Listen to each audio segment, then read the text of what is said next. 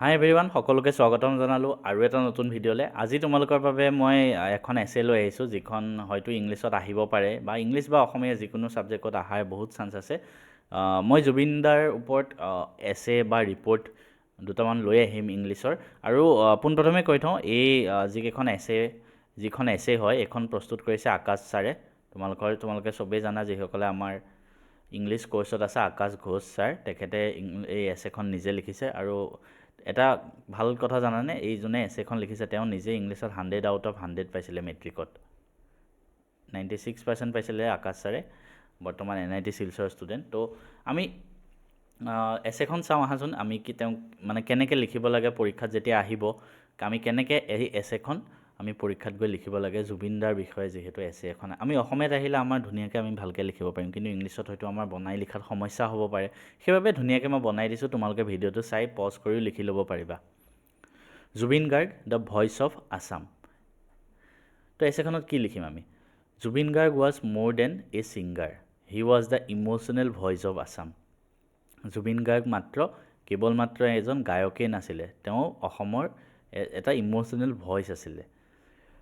Through his soulful songs he connected deeply with the lives of ordinary পিপল।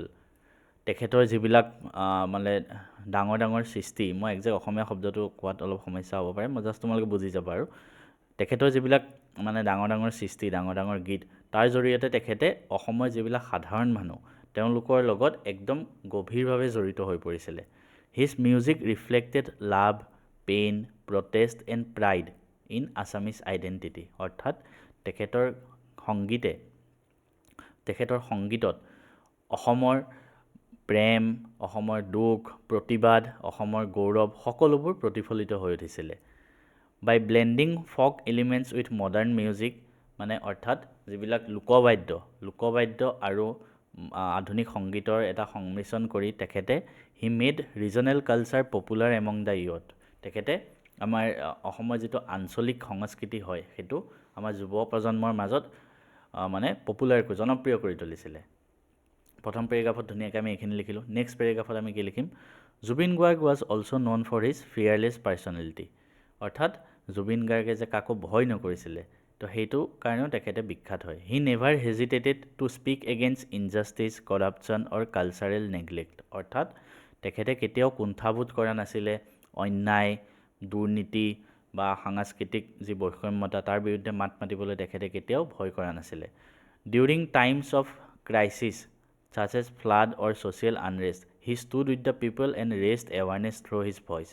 অৰ্থাৎ অসমত যেতিয়াই বানপানী বা অন্যান্য দুৰ্যোগ আহে, তেখেতে নিজৰ সংগীতৰ জৰিয়তেই হওক বা নিজৰ কামৰ জৰিয়তেই হওক মানুহৰ মাজত সজাগতা সৃষ্টি কৰিছিলে। His contribution was not limited to entertainment, he played a vital role in shaping cultural consciousness in Assam.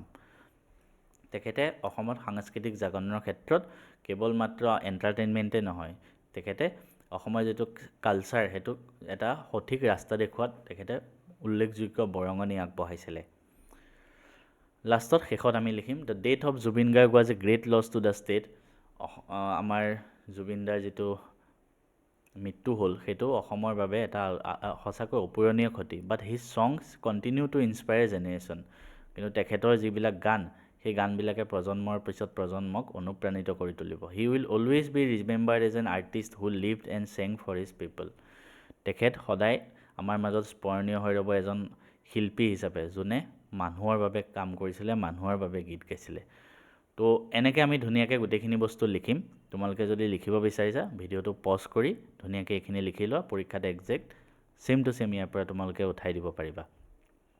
আৰু তোমালোকে যদি ক্লাছ 10ৰ ইংলিছৰ এনেকুৱা ধৰণৰ আৰু লাগে, তোমালোকক ইংলিছৰ ফুল কোৰ্চ যদি লাগে, তোমালোকে আমাৰ মেথছ এণ্ড ফিজিক্স হাব এপটো ডাউনলোড কৰি ল'বা।